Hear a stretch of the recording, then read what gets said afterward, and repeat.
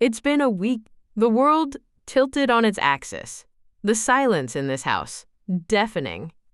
I can't tell anyone, but I need to say it. To get it out. It started with that ancestry kit. Sarah, my daughter, gave it to me for my 50th birthday. For fun, Dad, she'd said, her smile wide. Irony, isn't it? I sent it in, thinking nothing. The email came late one night. Subject line: your DNA results are ready. My finger hovered, then clicked. The percentages, the maps then, buried in a subsection. Paternity confirmation inconclusive. Inconclusive? I scrolled, heart beginning to thump. Another link, a detailed report. A cold dread coiled. I clicked again. The screen glowed, stark white, against the dark room. Probability of paternity, 0.00%. 0.00%. I read it again.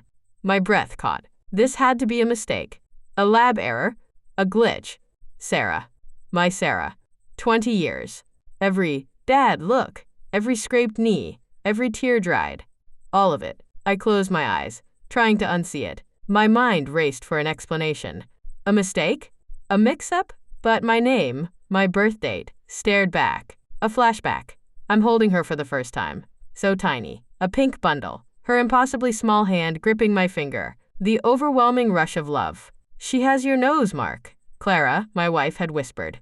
My nose? I remember tracing it. Now, the memory felt like a cruel, twisted joke. No, this couldn't be real. I pushed the phone away, as if its screen held a poison. I got up, walked to the window. Streetlights cast long, lonely shadows. My anger began to simmer, slow and low. Clara. She knew. She must have known. All these years, the betrayal was a physical ache, sharp beneath my ribs. I thought of family dinners.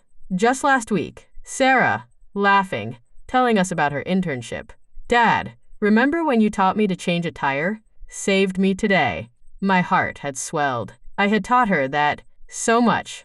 All those shared moments, were they just theater? The rage built. Confront her? And say what? The girl I've spent 2 decades loving, raising, not mine. Explain? The words felt like ash. I couldn't look at Clara that night. We just existed in separate orbits in our own home. The air thick with unsaid words, with the weight of my terrible knowledge. I remember driving later, just driving. City lights blurring past, a silent escape into the night. My hands gripped the steering wheel, knuckles white. Just the engine's hum, and the roaring silence in my head. 1,000 unvoiced questions. How could she? How could I have been so blind? My chest tightened. The anger faded, replaced by a hollow, aching emptiness. A profound loss for something I thought I had, something now irrevocably shattered. My daughter. My beautiful, smart, kind daughter. She was still all of those things. But she wasn't mine. Yesterday, she came home from work. She walked in, tossed her keys, and just smiled. Rough day, Dad.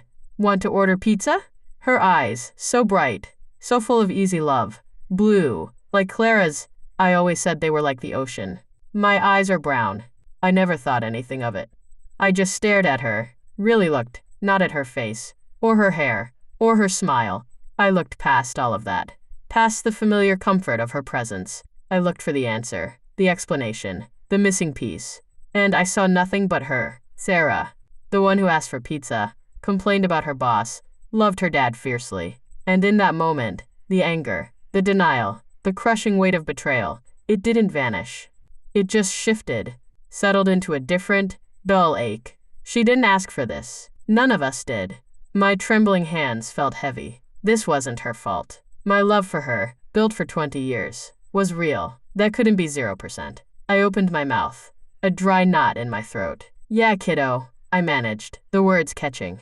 Pizza sounds good. And as she went to grab the menu, a tear finally tracked a hot path down my cheek. The truth was out there, cold and definitive. But here, in this living room, was Sarah. And she was still, irrevocably, my daughter, just not in the way I'd always believed. And painful, raw acceptance began to take root.